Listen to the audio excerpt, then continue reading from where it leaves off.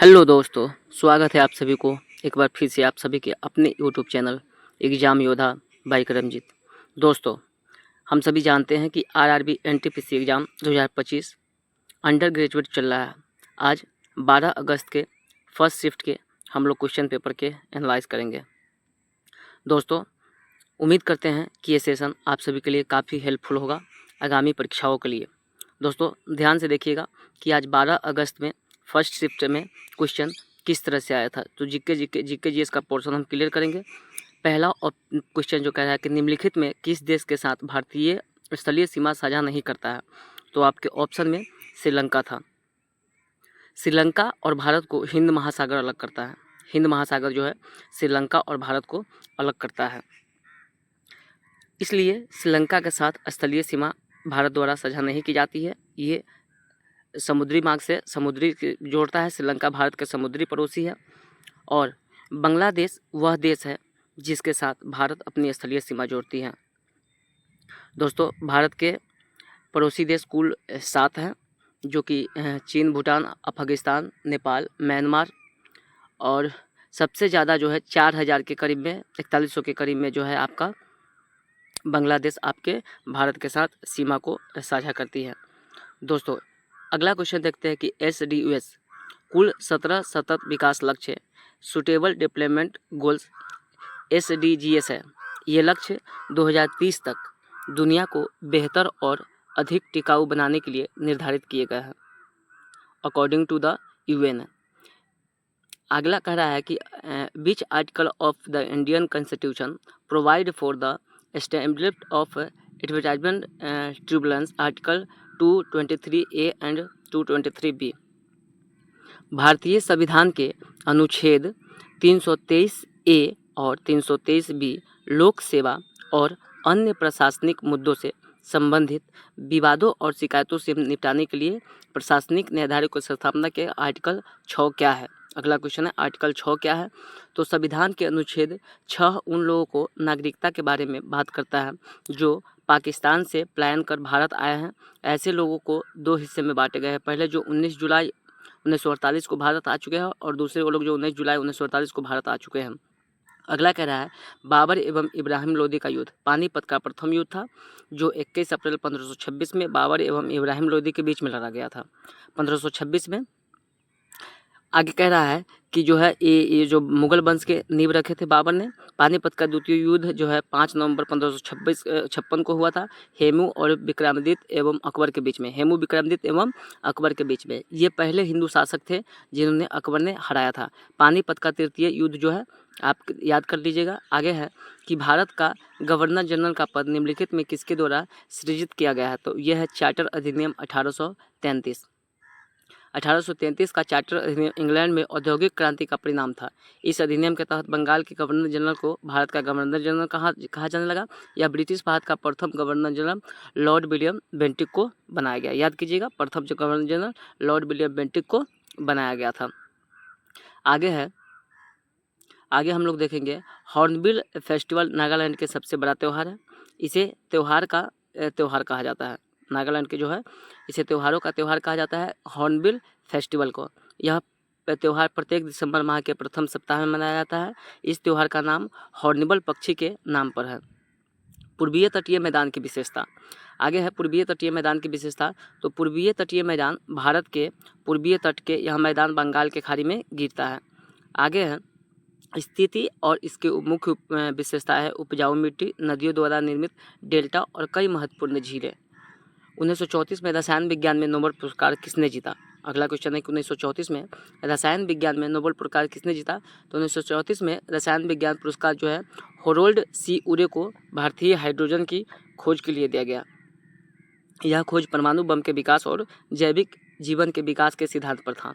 उरे आगे कह रहा है कि भारत के बाहर रहने वाले NRI नॉन रेसिडेंस इंडिया नागरिकों को भारतीय नागरिकता के किस अनुच्छेद के तहत प्राप्त होती है। तो भारत के बाहर रहने वाले अनुच्छेद 8 के तहत प्राप्त होती है।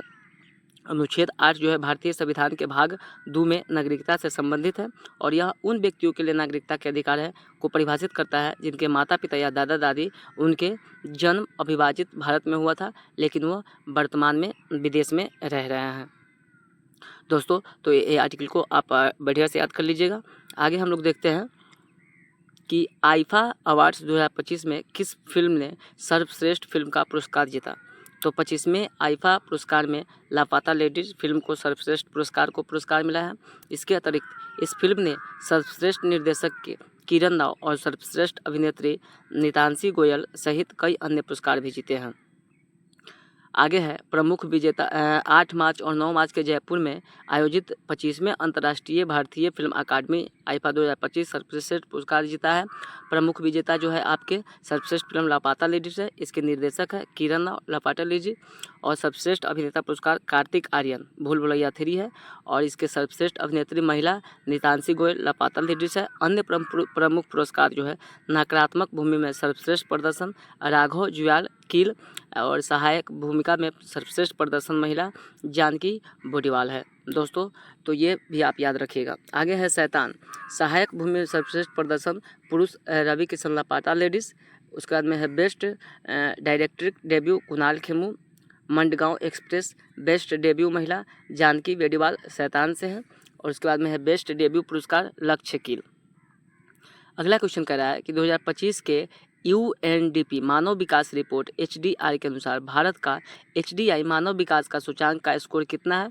तो ये 2025 के जो है लगभग स्कोर 0.685 है, और भारत 193 देश में 130वें स्थान पर है। यह स्कोर पिछले वर्ष के तुलना में सुधार दर्शाता है, जिससे भारत मध्य मानव विकास श्रेणी में आ गया है। मुख्य बातें जो है HDI स्कोर जो है 0.685, विश्व रैंकिंग जो है आपका 130वां स्थान है, श्रेणी जो है मध्यम मानव विकास है। सुधार 2022 में 0.676 से 2023 में 0.685। प्रमुख आयाम स्वास्थ्य, शिक्षा और जीवन स्तर, भारत की प्रगति, जीवन पर्याप्तता, शिक्षा और प्रति व्यक्ति आय में सुधार हुआ है। चुनौती असमता, क्षेत्रीय असमानता और लैंगिक समानता भी है। आगे है कि राष्ट्रपति के कौन कौन से विशेषाधिकार प्राप्त है। तो राष्ट्रपति जो है निम्नलिखित विशेषाधिकार, जब तक कोई व्यक्ति राष्ट्रपति के पद पर जो है वो व्यक्ति जो है विरुद्ध किसी दीवान या फौजदारी न्यायालय में कोई मुकदमा नहीं चलाया जा सकता है। राष्ट्रपति के विरुद्ध गिरफ्तारी का वारंट भी जारी किया जा सकता है, उन्हें गिरफ्तार भी किया जा सकता है। आगे कह रहा है कि 2 महीने के लिखित नोटिस देने के पश्चात राष्ट्रपति के विरुद्ध केवल दीवानी कार्यवाही की जा सकती है। आगे है पूर्व राष्ट्रपति के मृत्यु हो जाने पर उनकी पत्नी को सेवानिवृत्त राष्ट्रपति को मिलने वाली पेंशन के आधी राशि तय सरकारी मकान आजीवन प्राप्त रहेगा, अगर राष्ट्रपति के मृत्यु हो जाती है तो। अगला है संविधान के अनुच्छेद 361 में राष्ट्रपति और राज्यपाल को कुछ विशेष अधिकार और उन्मुक्तियां प्रदान की गई है। विशेष अधिकारों का उद्देश्य यह सुनिश्चित करना है कि राष्ट्रपति बिना किसी डर या दबाव के अपने कार्यों को निष्पक्ष रूप से कर सके। अगला क्वेश्चन आपका कह रहा है कि 1856 के अधिनियम के मुख्य उद्देश्य है। तो 1856 का हिंदू विधवा पुनर्विवाह अधिनियम का मुख्य उद्देश्य हिंदू विवाहों का पुनर्विवाह का कानूनी अधिकार प्रदान करना था। इस अधिनियम के विधवाओं को पुनर्विवाह को वैध बनाया उस समय सामाजिक रूप से निषेध था। आगे है आवेग की परिभाषाएं दीजिए एवं इसका मात्रक बताइए। तो आवेग इम्पल्स जो है किसी पिंड पर आरोपित बल व समय जिससे प्रभावित होता है वह गुणनफल के आवेग के बराबर होता है। यह सदिश राशि है। आवेग की दिशा बल अदुदेश होती है। इसका मात्रक जो होता है न्यूटन गुने सेकेंड होता है। पल्लव और पांडव दोनों में क्या समानता थी। अगला क्वेश्चन है पल्लव और पांडव दोनों दक्षिण भारत के प्राचीनतम राजवंश थे। उनकी कुछ समानताएं हैं जो राजवंशों को कला, वास्तुकला और साहित्य के क्षेत्र में महत्वपूर्ण योगदान दिया गया है। इसके अलावा दोनों राजवंशों ने व्यापार और वाणिज्य को बढ़ावा दिया, हालांकि उनके बीच कुछ अंतर भी थे, जैसे कि पल्लवों का शासन क्षेत्र पांडवों की तुलना में अधिक व्यापक था और पल्लव ने वास्तुकला में द्रविड़ शैली के विकास के पांडवों ने अपनी खुद की शैली विकसित की। अगला कह रहा है कि स्वतंत्रता प्राप्ति के समय, अगला क्वेश्चन है स्वतंत्रता प्राप्ति के समय कार्यशील जनसंख्या का लगभग कितना प्रतिशत थी। तो ये आपका था 75%, 75%। स्वतंत्रता प्राप्ति के समय भारतीय अर्थव्यवस्था मुख्य रूप से कृषि पर आधारित थी। लगभग 75% कार्यशील जनसंख्या कृषि के क्षेत्र में कार्यरत थी, जबकि 17.2% सेवा क्षेत्र में, 17.2% सेवा क्षेत्र में और 10.2% जो था आपके औद्योगिक क्षेत्र में। इसके असंतुलित व्यावसायिक संरचना के कारण भारतीय अर्थव्यवस्था स्वतंत्रता प्राप्ति के समय पिछड़ी हुई थी। उसके बाद भाषणी प्लेटफॉर्म का प्राथमिक उद्देश्य क्या है? भाषणी प्लेटफॉर्म का प्राथमिक उद्देश्य क्या है? तो डिजिटल समावेश के लिए भारतीय भाषाओं में एक एनआरआई द्वारा उपयोग किया जाता है।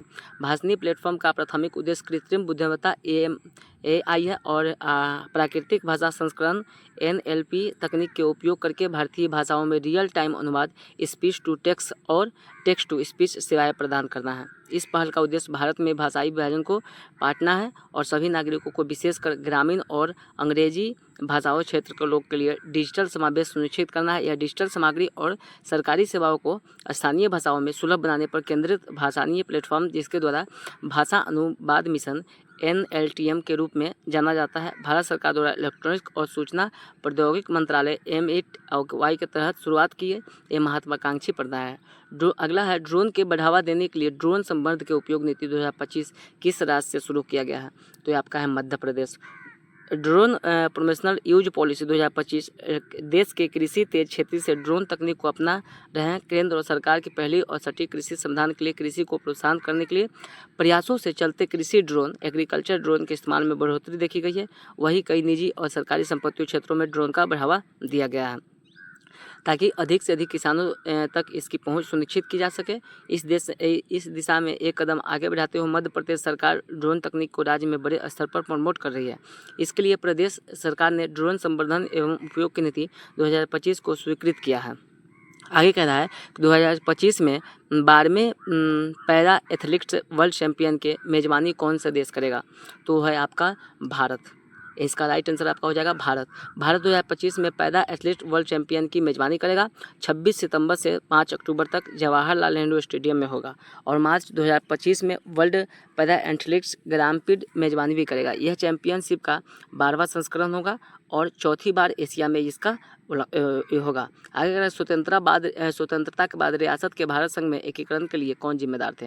तो यह आपका सरदार वल्लभ भाई पटेल। भारत के प्रथम गृह मंत्री और उप प्रधानमंत्री के रूप में सरदार वल्लभ भाई पटेल ने भारत को एकीकरण में महत्वपूर्ण भूमिका निभाई है। उन्होंने ब्रिटिश सरकार द्वारा भारत को आवंटित किए गए ब्रिटिश औपनिवेशिकता के प्रांत के सफलतापूर्वक नए स्वतंत्र रूप में संगठित किया। सख्त नीति लागू करते हुए पटेल ने लगभग सभी देशों को राज्य भारत में शामिल होने के लिए राजी कर लिया। नए स्वतंत्र राष्ट्र के राष्ट्रीय एकता के प्रति अपने वचनबद्धता के कारण उन्हें भारत के लौह पुरुष के नाम से जाना जाता है। आगे है कि खेलो इंडिया राइजिंग टैलेंट आइडेंटिफिकेशन कीर्ति पहला का प्राथमिक लक्ष्य क्या है? तो देश भर में एथलेटिक्स जो है आपके ये पहला कृति पहल का उद्देश्य आधुनिक सूचना एवं संचार प्रौद्योगिकी उपकरणों और वैश्विक सर्वोत्तम प्रथाओं का उपयोग करने के जर्मनी स्तर पर खेले प्रतिभाओं को पहचान और पोषण की प्रक्रिया को सुव्यवस्थित करता है। इसका मुख्य लक्ष्य होनहार एथलीट की खोज करना और उन्हें अपने कौशल विकास के लिए आवश्यक सहायता प्रदान करना होता है। आगे के है which of the following is the pointing device of a computer? तो ये आपका हो जाएगा mouse. A mouse is called a pointing device because with it you can move the mouse cursor and point at anything on the screen. कह रहा है कि mouse से आप कर्सर को पकड़कर स्क्रीन पर कहीं से भी कर सकते हैं। आगे कह रहा है कि 2022 से 2026 योजनाओं युवाओं को प्रशिक्षण से संबंधित है। तो ये आपका हो जाएगा 2022-2026 योजनाओं युवाओं को प्रशिक्षण से संबंधित है।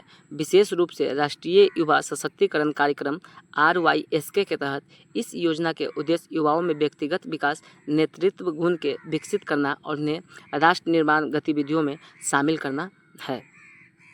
दोस्तों आगे हम लोग देखते हैं, चैनल पर नए हैं दोस्तों तो चैनल को सब्सक्राइब कर लीजिएगा। और हम लोग आगे देखते हैं। अगला नंबर क्वेश्चन कह रहा है कि 5 नवंबर 2025 को कौन सा त्यौहार मनाया गया?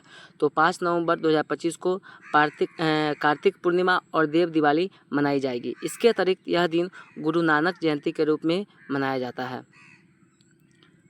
आगे कह रहा है कि 1950 से 51 से 2014-15 के बीच भारत में कृषि भूमि में गिरावट का प्रतिशत है। तो 1950 से 51, 2014 एवं 15 के बीच भारत में कृषि भूमि में गिरावट का प्रतिशत 15.4 से घट करके 24.4 हो गया है। एवं 1950 से 51 में कृषि क्षेत्र राष्ट्रीय आय में 59% योगदान देता था। 2015 से 16 तक यह घटकर 15.4% हो गया। दोस्तों उम्मीद करते हैं कि ये सेशन या क्वेश्चन आप सभी के लिए काफ़ी हेल्पफुल होगा। दोस्तों चैनल पे नए हो तो चैनल को सब्सक्राइब करें। फिर अगले शिफ्ट के लिए हम लोग क्वेश्चन के देखेंगे। तब तक के लिए दोस्तों जय हिंद, जय भारत, वंदे मातरम। क्योंकि हर एक छात्र योद्धा होता है। आपकी जीत हमारी जीत होगी।